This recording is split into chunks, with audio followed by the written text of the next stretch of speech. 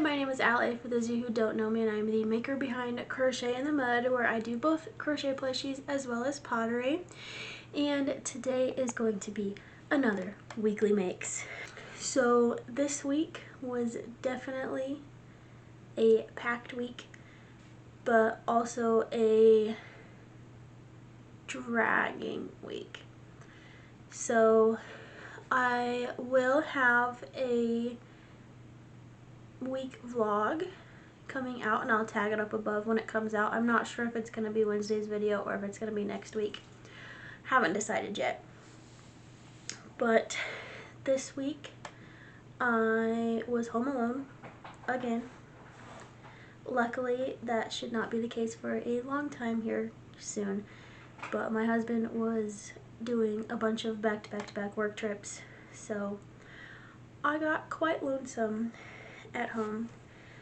But this week was very busy because I had a bunch of stuff on the schedule for both crochet and for pottery. So I'm going to kind of walk you through my week, and then we will go over what we made because there's not too much to share with you. Now, as I'm filming this, it is currently Saturday, and tomorrow is my cat festival, which I am super excited for. I am a big cat fan, so I think it's going to be a lot of fun, and hopefully on top of that we also get some good sales. But to start our week, on Monday I did quite a bit of editing in the morning, and then about midday I headed over to the pottery studio because I was loading a bisque kiln. I was reclaiming some clay, so that's kind of where you used clay but then you are reprocessing back to be used again, because I failed at the project, or I wasn't pleased with the project and decided not to fire it. And then we also had a a general guild meeting for the Pottery Guild. So they do one of those every other month, and that just happened to be this past Monday. So I don't think I got much. Actually, I didn't get any crocheting done on Monday. Monday was just a bunch of editing and doing stuff in the pottery studio. So then on Tuesday I began my challenge. So if you watched last week's weekly makes, I mentioned that I wanted to get my market inventory up to $4,500 before this next market, and I was only going to Crochet Cats this week because it's a cat festival, and I had 5. So I believe I calculated I need to make 36 to reach that goal, so that meant I had 3 days for crocheting, so I needed to make about 12 a day. I apologize if I sound all nasally right now, my nose is stuffed. But so Tuesday I crocheted all day, and then I went late into the night and finished editing, or doing my review watch to make sure the video was good, and then uploading it for Wednesday's video. So then Wednesday was a fully in the pottery studio day. So I woke up, went there bright and early, and I was there for I think 8 or 9 hours. My back hurt so much from, I of course always slouch when I'm over there glazing. So I had 102 pieces to glaze.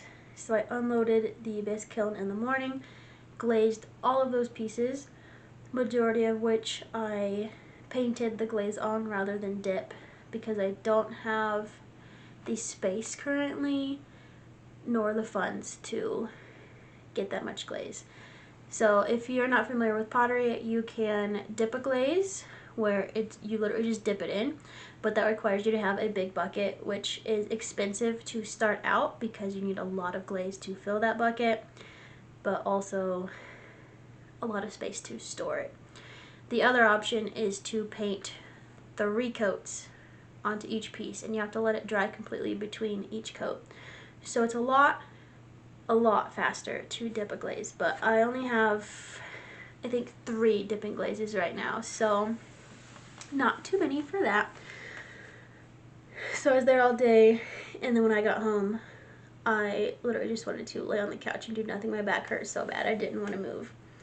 So then Thursday was a repeat of Tuesday, where I crocheted all day, and then I ended the night by doing the watch through of Friday's video and then posting that. So I usually try to have my videos posted beforehand, but I just didn't have time this week. So Monday I was able to do all of the editing, and then I always do a final watch through just to make sure everything looks good, and also do the getting the times for the time lapse isn't the right word. If you view the chapters on the video, I always do that as well on the final watch through. So then Friday it was a lot. So I started the morning by stuffing Thursday's plushies because I didn't stuff them. And then time went quickly, and I realized I needed to get out the door right then and there because I worked a shift at the store I sell in, so I needed to be there at 1, and it's about an hour drive, so at the latest I needed to leave by noon. And I wanted to hit IKEA, which is right next to where I live, to buy one of those extra shelves for the Billy bookcase, but I realized it was 11:30, and I also was going to hit Michael's on the way, so I decided to prioritize Michael's over IKEA because the Michael's I needed to hit was, I think it was like 15-20 minutes south of me, which was on the way to the store I was going to. So I'll just hit up IKEA another day and bring it to my next shift at the store. So I go to my shift at the store, that's from 1 to 4, and then I have to unload my kiln, but the store is about an hour south of me, and my guild is 30 minutes if I'm lucky, which hardly ever happens, north of me. But that requires me going through downtown Denver, and if you do some math, I got off at 4, had to do the hour drive back to Denver, which means I hit Denver at 5 o'clock. So it was 2 hours to get from my store to the Pottery Guild. And of course, the GPS ETA just kept going up and up and up. I think it jumped 15 minutes while I was in the car. So finally make it to the studio, unload my kiln. Normally I record a kiln unloading. If you want to see any of those, I'll tag those up above. But I decided not to for this one, both because I was very hungry. It was, I think 6 o'clock when I was unloading, and I got the call Friday morning that Henry was actually coming home. So he was originally scheduled to come home Friday, but the last time he did a work trip for this company, it was twice as long as they said, so I wasn't expecting him to actually come home. So we made plans to go out for dinner. So I was already hungry and wanted to go back, and my kiln, you'll see later, I'll tell you what all was in it, was probably wouldn't have been the most entertaining video to watch. So I did not record it, but I did quickly go and record the second half of some shorts. I need to edit all of those, but I used 17 different glazes, so I wanted to do a before and after firing video just to show that what the glaze looks like before it's fired versus after is very different. So quickly did that and then left with all of my stuff. And then Friday's over, which then leads to today, Saturday, where it wasn't the most productive day. I originally had this planned as one of my 3 crochet days for the week. I normally don't work on the weekend, but I wasn't expecting him to be home, and I also just want to have cats for my cat festival. So I got a pretty decent chunk. So we sat on the couch and watched a bunch of movies while I just worked away. And then I just finished stuffing all of them. I still need to tag them. I also did tag all of the pottery today as well. And I still need to load my car. So it's currently 8 p.m. So as soon as I'm done filming this, I will go load my car. But yeah, so that's how my week went. Not a lot of time to do stuff. So I guess I will start by telling you pottery wise what all was made. So if you watched the last 2 weekly makes, you kind of already know where this is going. But for this week it was all about firing the kilns and glazing the pieces. So I ended up finishing 87 herb strippers and 15 garlic graters. So hopefully those are really good sellers. I do count those to be 50% of the sale price, just because it takes so long to do this. So when I throw them it's 50%, and then when it's finished it's 50%. I feel like that's equal. So herb strippers I sell for $15. Same with garlic graters. I just went through and tagged them all, and luckily only 3 of them were discounts. So those 3 will be $10 because of the 3 holes. The smallest hole got filled with glaze. So thankfully 84 of them are in good condition. So I think I'm finally getting the groove of making sure that bottom hole doesn't fill up too much. I'm also tracking per glaze how much of the small hole fills up, because some glazes are runnier than others. But with that out of the way, that brings us to cats. So my goal was to make 36 for this week. I ended up making 31.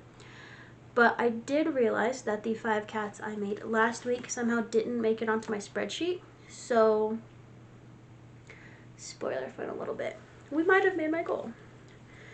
But I'll kind of just show you all of the ones I made. My plan was I had 10 different fur patterns I wanted to do, and then 4 of each pattern. So that would be 40 cats total. And I had already marked off of my checklist the 5 I had made prior. It was 2 different designs. So I had 3 of one and 2 of another. So this week I went through, and of the 10 designs, 9 I've made in the past. I wanted to add on a 10th one, which would be an all white cat, but I didn't get to it. So I'll show you all the other cats that I do have. So you saw this one already, but we have a Siamese cat. I needed 1 more to round it up to 4, and all of my cats do have embroidered buttholes. You can probably see it better on that one. So I have a Siamese cat, and then you already saw this design last week as well. I had to make 2 more to bring that up to 4, and then every other cat you see here I made 4 of. But similarly to that one, I have this cat, which I think this is honestly my favorite of all of the cats. So this is, it's either sandy tweed or woodland tweed. I never know them apart. This cat is made with sandy tweed and woodland tweed. So we have this kitty, and then we have an all black cat, which I did add the white to the eyes, which you can't fully see.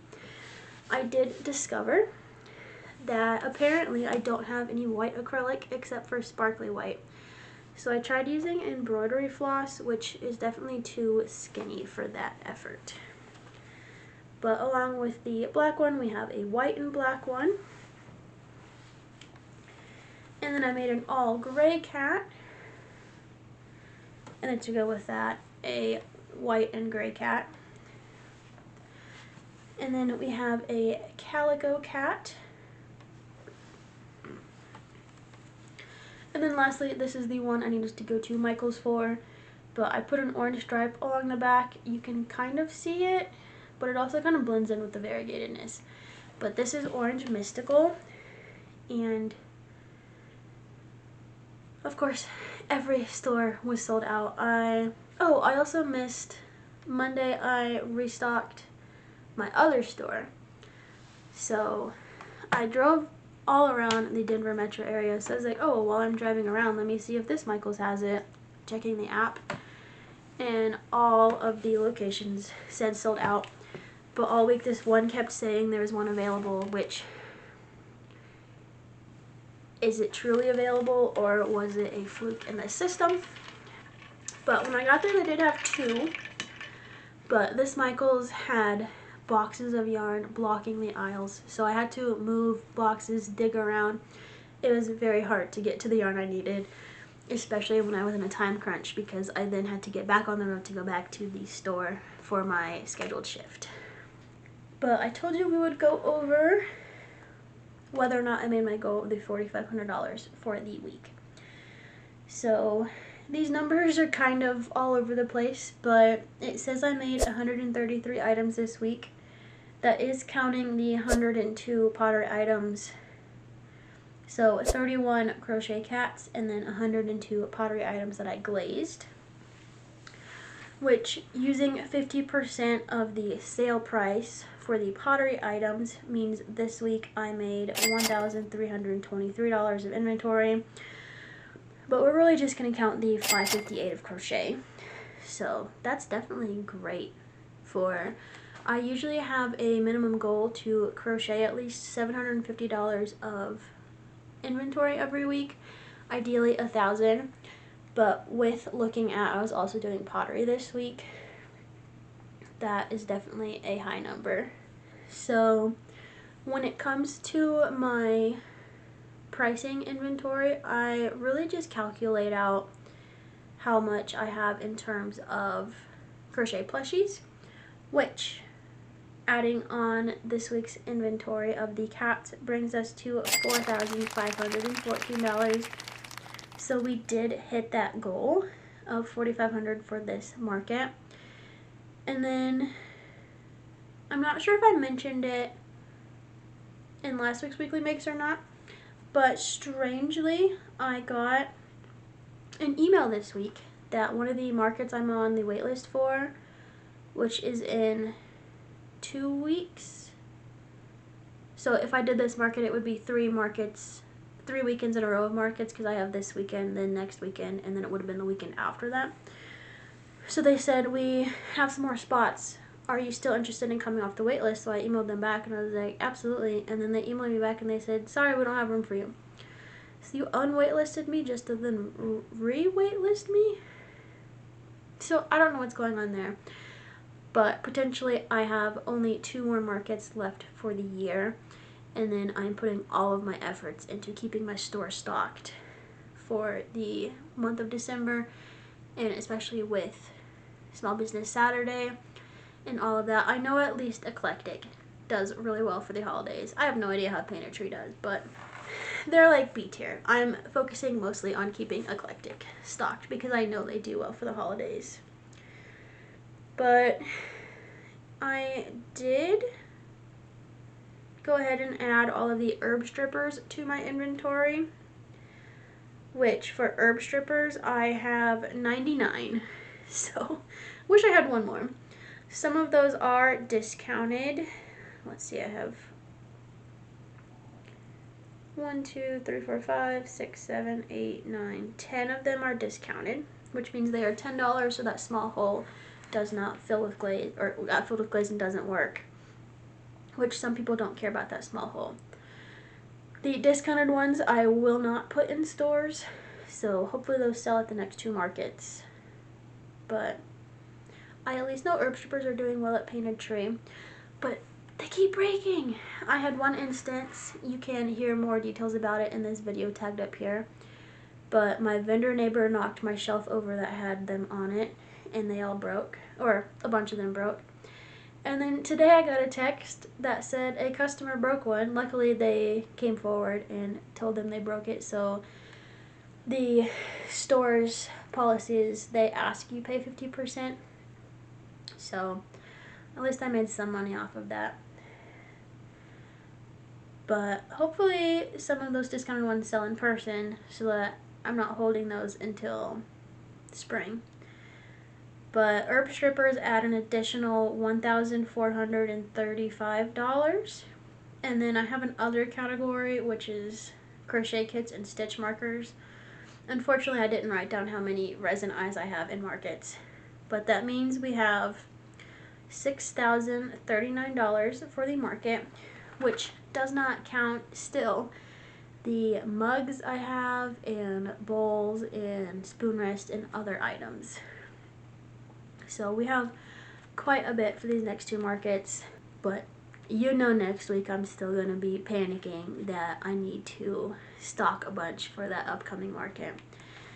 So the one tomorrow, I have no idea how it'll go. I'm hoping it does really well. At the very least, I'll walk around and look at some cats. But of course I paid too much money for that market vendor booth. But we're gonna have fun. It's run by the same people who did the chocolate festivals that I've done, which in April I did 1,700, and then this last one I did 1,000, I think. I'll put the numbers on the screen. But I did pay $300 for a one-day market. But it is a ticketed event, and they have a ton of tickets sold. So there's going to be guaranteed customers coming through. It does seem to have a lot more vendors than the chocolate festival, and I know there's at least one other crocheter. But hopefully all of these cats sell. I calculated, and it's like $700 even if I just sell the cat plushies I have prepped. But next week's market, I've done it before, and it is outdoor, unfortunately. But it's a night market, and it is an outdoor mall, and it's their tree lighting ceremony. So there's tons of family, tons of kids, which seem to be the people who buy a lot. I don't specifically make for kids, but kids buy a lot. So it'll definitely be busy. I've done it 2 years now, so this will be my 3rd year. And there was one year I had to go to the bathroom, and I could barely move through the crowd to get to the bathroom. So I definitely need to have the axolotls and if I can find a good capybara powder and all of the things that the kids love for next week's market. So, and then after that, assuming I don't get back off the wait list again for a 3-day market, I will then be dumping everything into my 2 stores, and we will not have any market inventory, and we'll start building that back up in the spring. But please hit that subscribe button if you haven't already. We're so close to 500 subscribers, and I can see the analytics. It's like half of the people watching my videos aren't subscribed. So please subscribe. It costs you nothing. I am planning to do Vlogmas for December, so lots of content coming out then. And then I'll probably drop down to 2 videos come 2026, because currently I'm posting 3 videos a week. Let me know if there's any content you want to see from me come Vlogmas. But thank you so much for watching this video. I hope you enjoyed it, and I'll see you in the next one. Bye!